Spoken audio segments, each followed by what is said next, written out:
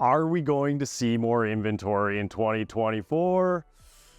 Let's talk about housing inventory, what to expect, and what caveats to prepare for. While we hope for more inventory, the data suggests that we should plan for it to remain tight. If you've been following my updates, you know that housing inventory has been at historic lows and overall sales volume has been incredibly low as well. And there just simply isn't enough new supply in the pipeline to fill the estimated 3 to 5 million unit housing deficit in the US. And homes take a while to permit and build, so it's not quick to turn around new projects. And many sellers aren't willing to sell in large enough numbers to make much of a difference.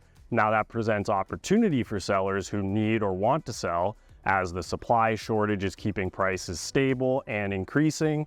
The data shows that rates need to get closer to 5% in order to unlock the golden handcuffs that are keeping sellers locked in their current homes and low mortgage rates. Believe it or not, around 90% of homeowners with a mortgage have a rate under 6%, and 78% are under 5%. No wonder the inventory is locked up, but don't worry if you're working with me to buy or sell. I thrive in challenging situations, and I'm happy to help you create a winning strategy and be competitive. Are home prices going up or down in 2024? I hear a lot of people say they're waiting for prices to come down. And there's no shortage of clickbait out there suggesting a crash.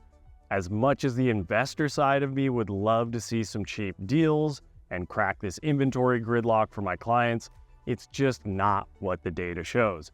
Expect prices to continue upward and seasonal competition to drive them even higher for those highly desired homes. I anticipate appreciation to be moderate this year at a more normal level of around 3 to 5%. Keep in mind, that's a lot lower than the average over the last decade of roughly 8% per year in both Bellingham and Seattle. Believe it or not, Bellingham has actually outpaced Seattle by about 0.8% per year. Now, this anticipated gain in value could fluctuate depending on what shakes out over the next 12 to 24 months, and it always yo-yos from month to month, but the data shows that we shouldn't expect appreciation to be particularly high nor low. Hey, in this case, normal is good enough. Now, some sellers may be tempted to wait until later in the year when rates may start to come down in order to capitalize on greater demand, and that's certainly one of the strategies to consider for some sellers. But that can be a fool's game. Capitalizing now on the lowest inventory could potentially yield greater net proceeds than waiting for something to happen later, which may or may not happen. For example, let's say the Fed does a quarter-point reduction in early summer.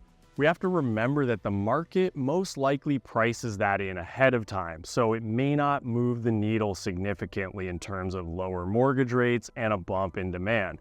For example, let's say a seller waited and rates don't come down much before the fall, and they're then forced to list their home as seasonal demand falls off. They run the risk that they actually get less for their home and it takes longer to sell. Now, keep in mind that we have strategies to ensure that we will still get the home sold for market value. It may just be a time cost for the seller. So the point is that we always have to consider the risk reward of any given strategy, which is why we have strategy sessions well in advance and create a plan that works for you and considers all options and potential outcomes.